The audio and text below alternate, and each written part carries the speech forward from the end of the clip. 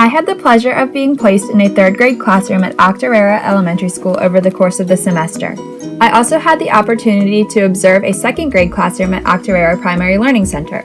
Both classrooms were full of awesome students who are engaged and eager to learn. I was able to see several best teaching practices in action during my time at those schools. Use of anchor charts was heavily emphasized in my third grade classroom. Anchor charts filled the walls of the room to serve as reference points for everything the class had been exploring across English language arts.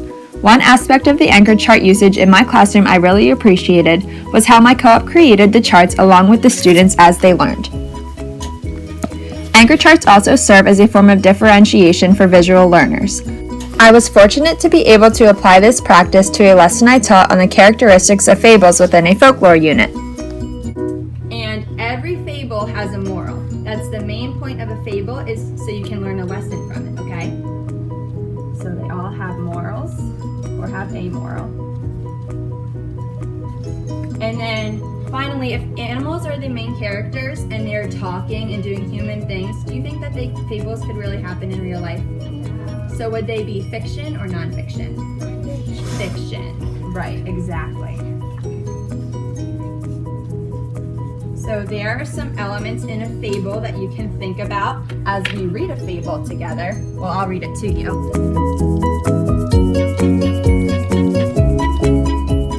Another learning feature I thought was demonstrated very well in both classrooms was the use and organization of classroom libraries.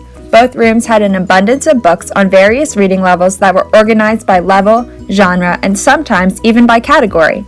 Students are encouraged to choose books that pertain to topics they are learning about in their school subjects when reading during free time. I think this is a good suggestion because it fuses reading with other subjects. Additionally, students are able to read aloud to one another, which is excellent fluency practice. I will absolutely encourage read-alouds in my future classroom.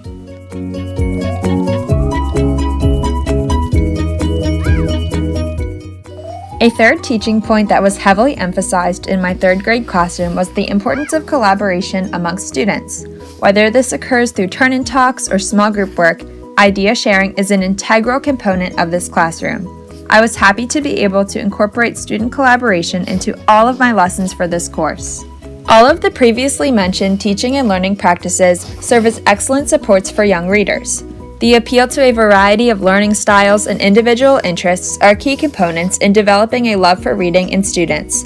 Overall, I am so grateful for all of the teaching and learning practices I was able to observe and apply throughout this field experience in Octorara's wonderful schools filled with wonderful people.